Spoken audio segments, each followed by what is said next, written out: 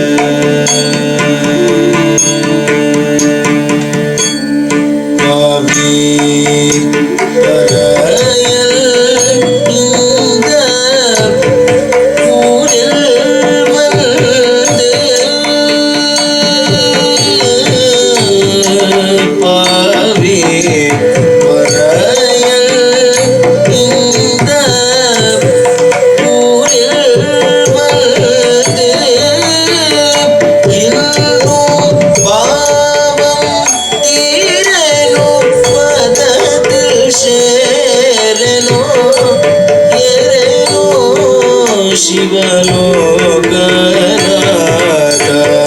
ಪಾವಂ ಏರನು ಪದದಲ್ಲಿ ಶರಣು ಏರನು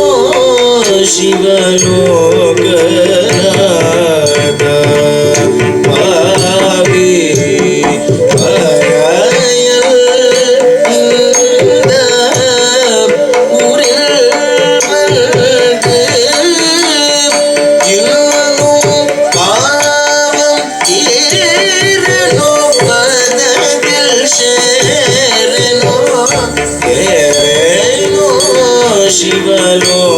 ಶಿವಲೋಕನಾಥ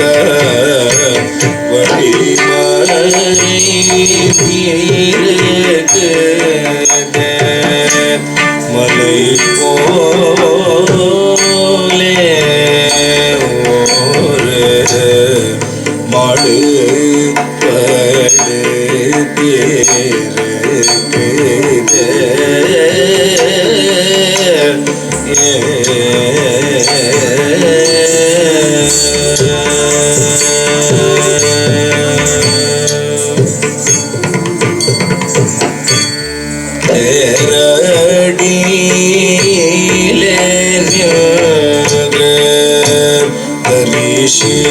தரிசித்தாலே போதும் கோயிலுள் வர மாட்டேனே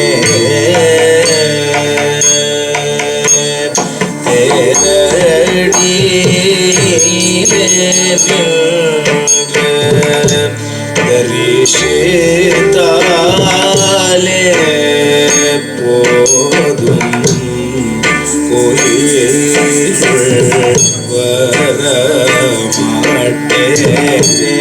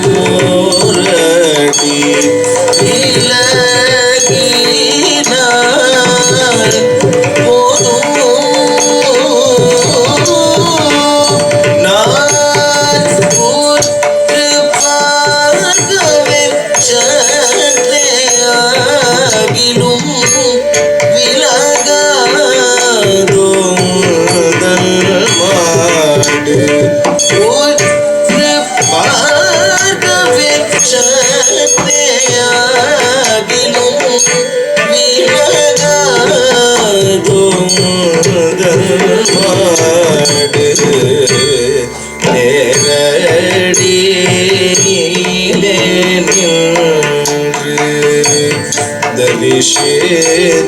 தரிசித்தாலே போதும் கோயிலுள் வர மாட்டேனே ஓரடி விலகினால்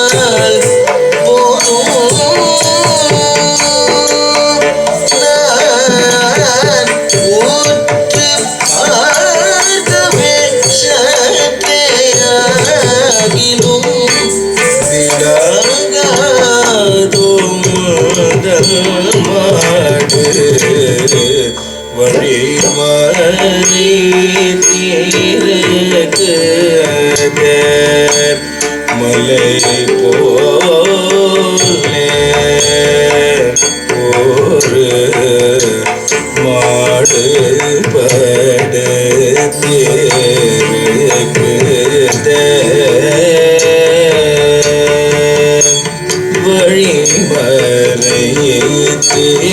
வழிமறைத்திருக்குது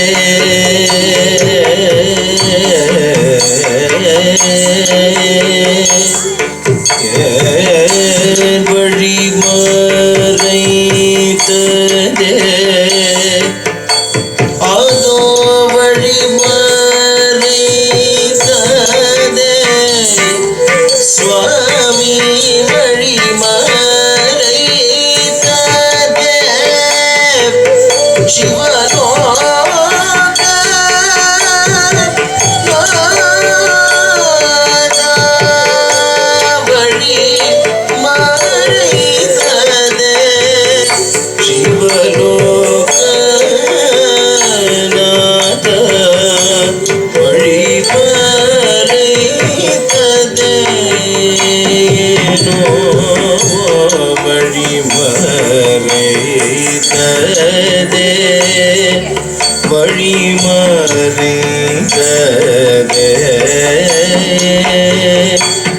ಏನೋ ಬಳಿ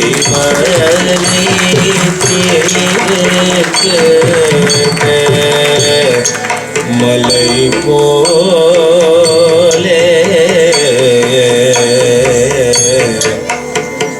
ಶಿವಲೋಕನಾಥ.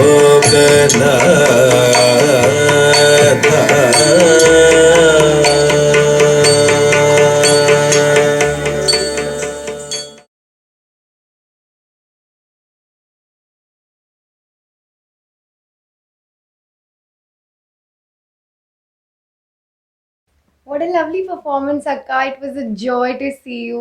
And this particular item was very, very beautiful. Thank you so much, Akka, for this opportunity for us to see you dancing again in this dance drama. You've been a part of this dance drama, so you've seen this, and Yes. And Akka, this particular piece holds a very important place in this dance drama as well. Even though this dance drama is in a has a different theme and is a almost like an experimental choreography, is it? yeah. Yeah. So Akka, how did you think of this Kriti to be a part of this dance drama in particular? Please tell us. Okay. For the audience who does not know what Pariprashna is about, Pariprashna is actually a cusp between Western science and Eastern philosophy. You're aware of that, right? We've taken the Sankhya, we've taken other parts of the Upanishad, and we've actually delved into the traditional texts of Indian philosophy and chosen to match it with Western science. But the fact is that most items of this sort, the Kriti, for instance, that we used, they have their own philosophical content. They have a content that lends itself to interpretation. That lends itself to a sort of a different usage from purely musical. Yes. When we were presenting Pariprashna, there was this debate of the layers that cover the human consciousness and make it difficult for us to reach or to even what would I say, unite in thought with the divine. We speak of removing obstacles. We speak of removing layers of ignorance or darkness. And of course, you know that in Kinkini Dhvani, whenever we put together a dance drama, it's never a single person who's doing it. I mean, I may conceive it, but then there's input from a whole lot of people. And usually a very large segment of that is from the musicians, because what works, what does not work is something that we constantly debate.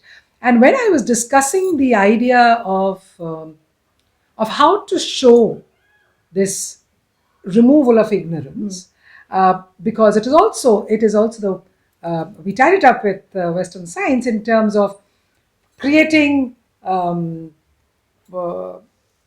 ideology and then saying, all right, no, a hypothesis and negating it. So how would you do it? So in the same way, you think of what exists, what we can remove to get to where we are. And when I was trying to explain this, Satish suggested that we could look at some of the kritis, the older kritis, he says, which are deeply philosophical in content. And we discussed a number of them, of which this was one. And I thought that it was so apt. Of course, everybody's aware that the Nandanar Charithram is actually about the discriminatory practices against the lower castes.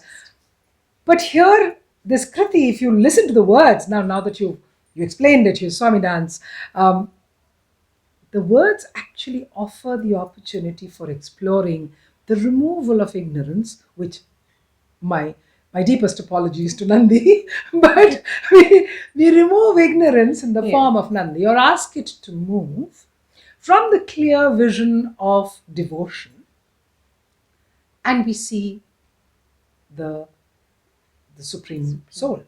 So that is how it seemed to me that, despite the fact that this was experimental, you're right, and it was a very different sort of content, it just seemed apt somehow, and I think it fitted in very well. And we did use another one after this, if you remember, also the Paramatmudu. So two absolutely very traditional kritis, used in a very different manner, but meaningful all the same.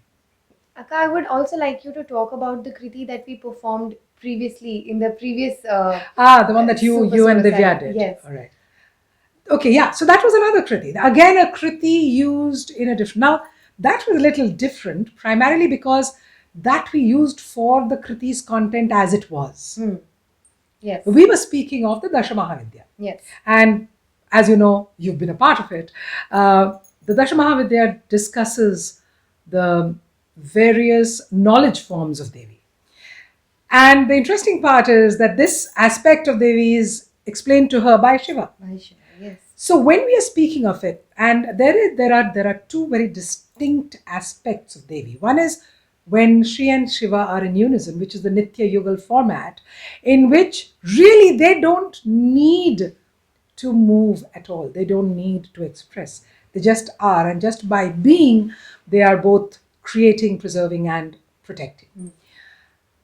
And the other is the one that we ended with, if you remember, the Ardhanarishwara Stotram, in which they're distinct. Yes. They are conjoined, but they're distinct, and each one has their own role to play.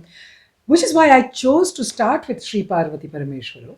Okay. Again, like I said, a very typical Muthuswami Dikshitar Kriti, beautifully composed, and of course, very well performed by the two of you. That had its own place. That Kriti, as a Kriti, made sense in that dance drama.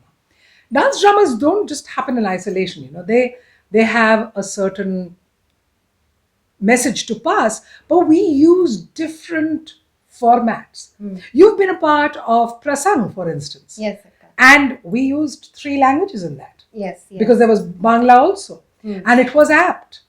And it doesn't seem out of place when you put it in context.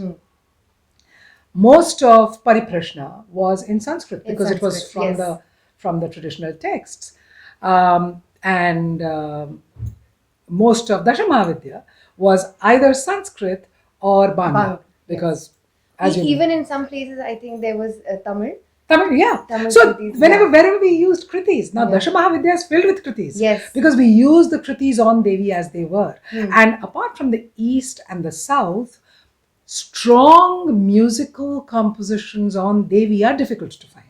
Especially Devi in various forms. Okay. You might find the Santoshima or a more few regional. It's more regional influences. Also, they're of a certain only the Shakti aspect, not the Mahavidya aspect. Okay. Right? Nor, for instance, a Mahakali. You will not find a Mahakali elsewhere, at least to my knowledge. I could be completely wrong. But as far as I know, in common knowledge, these are not available. So that is why when we're putting together the musical components for dance dramas, we tend to explore. We tend to look outside just the content of what we are doing for other pieces that bring in that essence of that particular theme. Something that tells you that story. It could be from anywhere. And also, I think personally, I feel that when we speak of dance dramas and we are dealing with different sorts of people, when we give them something that is familiar, in something that is unfamiliar, it's an anchor point. And that anchor point makes that there's ownership from the audience. It's one of the reasons that I try to use at least some traditional points of music from across the country, but something that somebody or the other will resonate with. Otherwise, most of our music is composed anew for the dance drama. But we take some of the traditional content and put it in. That's a very important point in the making of a dance drama. Also, Akka, when I was listening to this music and reading about this particular Kriti, I came across the fact that it has been presented in a movie in 1942 named as Nandanar. Nandanar. The movie made on Nandanar. Yeah. So, Akka, in that particular song, it was rendered in a different ragam. It was Deshikatodi. No, Deshikatodi is what it was written in originally. It was written in. Okay. That is what the books say. The books say that it was in Deshikatodi. I don't know.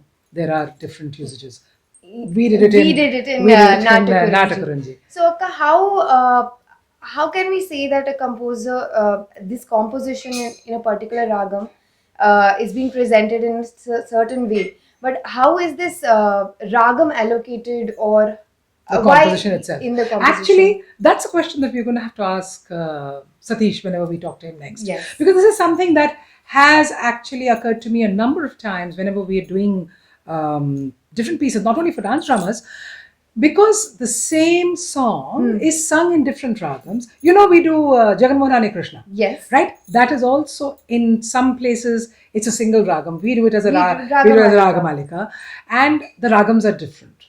Okay. All right. So, how compositions are allocated, most of the poets who wrote also set the music in the earlier days. That's what we believe. So, all Tyagaraja's music is Tyagaraja's music. His poetry is music. Muthuswami Dikshita. So, they're all like that. And it's the same as said for Jayadeva for Gita Govindam. But we have so many versions of the Ashtapadis, right? Yes. So, which composition can be allocated to which composer and how and who decides? I'm sorry, I don't know. It's an answer I cannot give you. We'll have to ask our musicians, because this is an interesting question. Thank you. But the answer could be equally interesting, but we don't have it yet.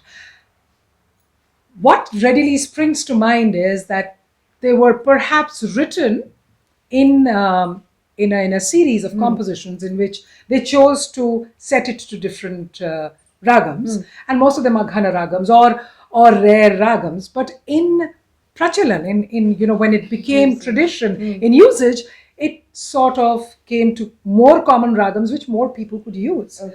Now a todi, of course, a Natakaranji is also equally in use now, but a todi is a ragam that you can sing this comfortably in.